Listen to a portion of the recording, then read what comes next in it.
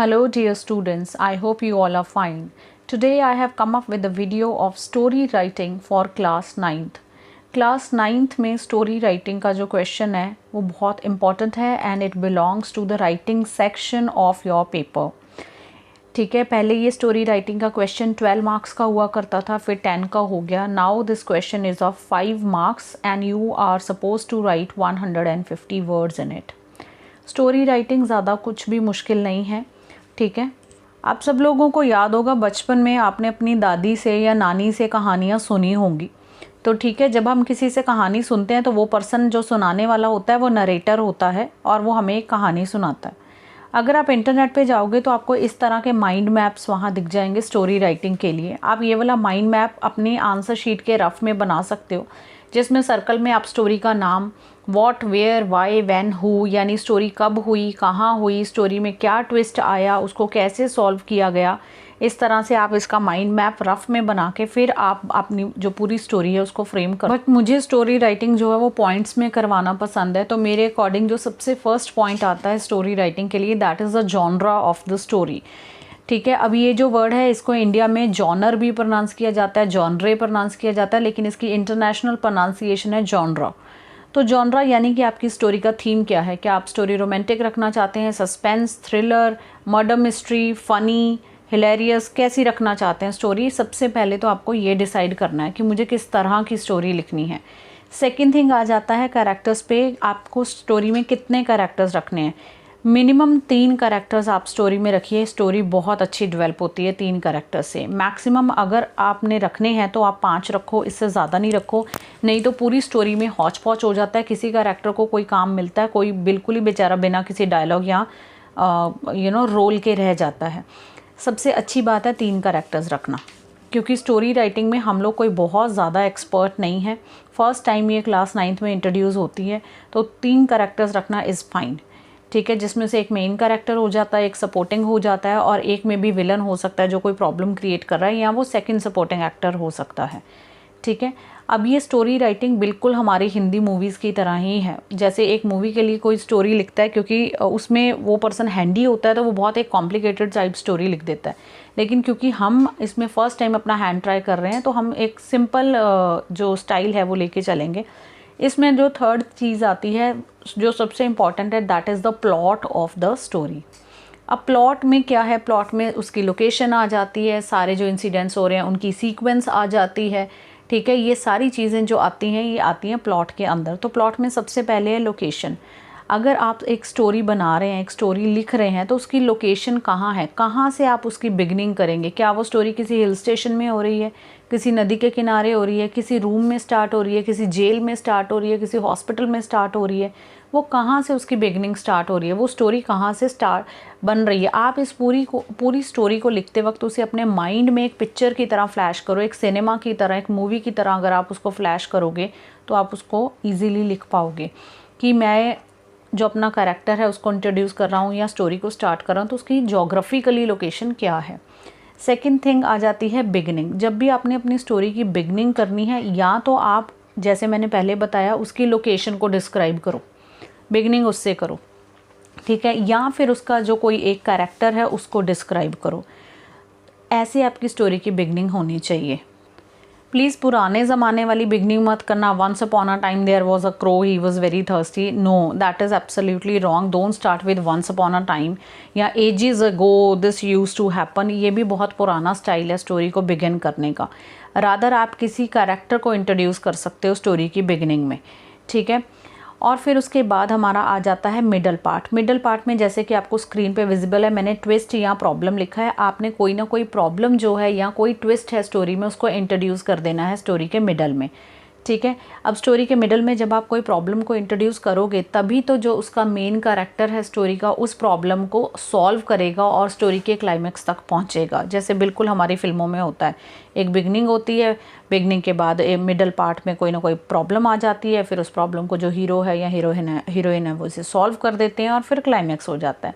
Similarly आपको कोई problem जो है वो स्टोरी में इंट्रोड्यूस करनी पड़ेगी. बिना प्रॉब्लम वाली स्टोरी होती ही नहीं है, वो एक प्लेन बात हो जाती है. ठीक है, उसके बाद है आपने स्टोरी की एंडिंग करनी है. तो एंडिंग में क्या करना है कि उसी प्रॉब्लम को सॉल्व कर देना है. ठीक है, जो मेन कैरेक्टर है उसके थ्रू उस प्रॉब्लम को सॉल्व करवा देना, जो भी प्रॉब्लम आपने उसमें इंट्रोड्यूस करवाई थी। अब आ जाते हैं मेन पॉइंट्स पे जहाँ आपके मार्क्स जो हैं वो डिडक्ट हो जाते हैं। सबसे पहला है title, give a suitable title to the story and the title should match with the story written. ऐसा नहीं है स्टोरी हम सस्पेंस वाली लिख रहे हैं, टाइटल हम फ़नी दे रहे हैं, या स्टोरी हम कोई सस्पेंस थ्रिलर लिख रहे हैं या कोई रोमांटिक लिख रहे हैं और उसका जो टाइटल है वो उससे मैच ही नहीं हो रहा। मोर ओवर टाइटल ब्रीफ होना चाहिए, यानी स्मॉल होना चाहिए। 2 या 3 वर्ड्स का टाइटल इनफ होता है, मैक्सिमम 4 का लिख दो, इससे ज़्यादा लंबा टाइटल नहीं लिखना। उसके बाद आ जाते हैं डायलॉग। पूरी स्टोरी के अंदर कम से कम 3 या 4 डायलॉग्स होने चाहिए, डायरेक्ट स्पीच के अंदर, इन्वर्टेड कॉमास के अंदर। अगर आपको नरेशन आती है तो आपको पता होगा डायरेक्ट स्पीच क्या है, नहीं तो मेरे नरेशन के 2-3 वीडियोस पड़े हुए हैं चैनल पे, आप उन्हें देख लेना, आपको पता चल जाएगा व्हाट इज़ डायरेक्ट स्पीच। ठीक है, डायरेक्ट स्पीच का डायलॉग होने चाहिए जो एक कैरेक्टर ने दूसरे कैरेक्टर को डायरेक्टली बोले हों, जो नरेटेड फॉर्म में ना हों। ऐसे 2-3 डायलॉग्स आप स्टोरी में ज़रूर लिखिए, उनके एक्स्ट्रा मार्क्स होते हैं, उनके मार्क्स मिलते हैं मतलब।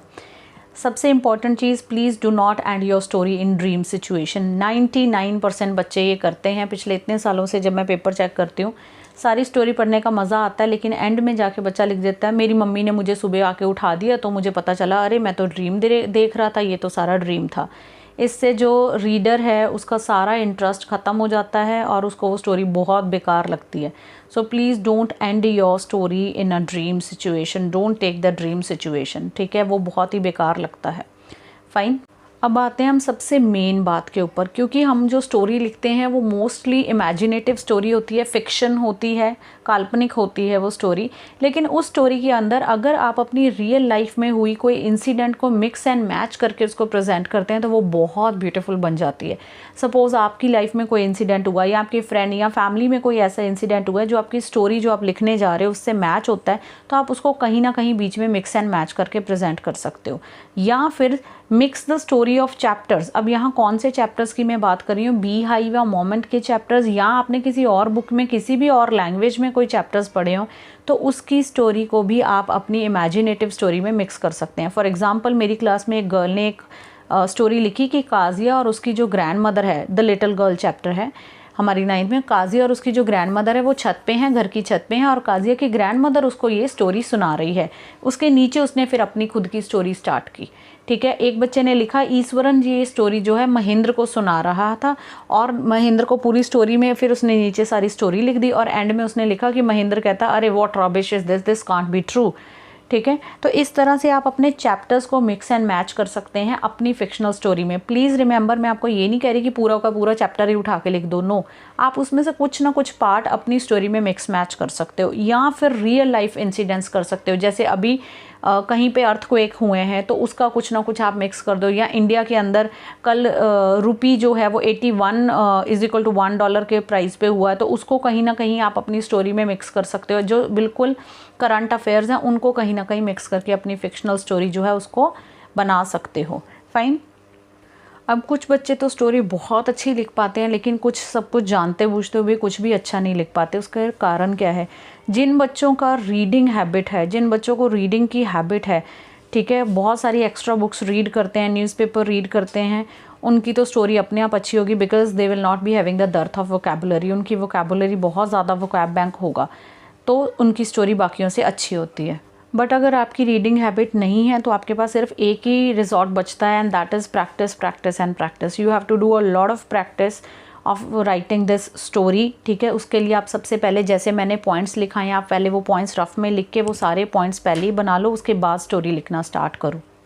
एंड लास्ट आपके लिए जो मैसेज ये है कि देर अभी भी नहीं हुई है। अगर आपको ने रीडिंग हैबिट आपको नहीं है तो आप उस रीडिंग हैबिट को डेवलप कर सकते हैं, उसको कल्टीवेट कर सकते हैं। अपनी मन पसंदीदा आप एक्स्ट्रा बुक्स रीड करिए ताकि नेक्स्ट क्लास 10th में आपको कोई इशू ना हो। ठीक है, नेक्स्ट आता है कि ये क्वेश्चन पेपर में आपसे पूछा कैसे जाएगा। सो क्वेश्चन में कैसे आता है क्वेश्चन पेपर में कि या तो आपको स्टोरी की बिगनिंग के 2 सेंटेंसेस दे देंगे और बाकी की सारी स्टोरी आपने उन 2 सेंटेंसेस को यूज़ करके बनानी होगी, या फिर एंडिंग वाले 2 सेंटेंसेस आपको दे देंगे जहाँ स्टोरी ख़त्म होती है और बाकी की उसके ऊपर की सारी स्टोरी आपको बनानी होगी और एंड में वो वाले 2 सेंटेंसेस उससे मैच करने होंगे। या फिर ऐसा हो सकता है कि आपको कुछ पिक्चर्स आ जाएं स्टोरी में, कुछ इमेजेस दे दें और उन इमेजेस को देख के उनसे आपको स्टोरी डेवलप करनी होगी। आई होप आपको वीडियो अच्छा लगा होगा। उससे भी इम्पॉर्टेंट है कि आपको समझ आ गया होगा, आपके लिए बेनिफिशियल होगा। ठीक है, till then take care, bye bye, will be meeting in the next video.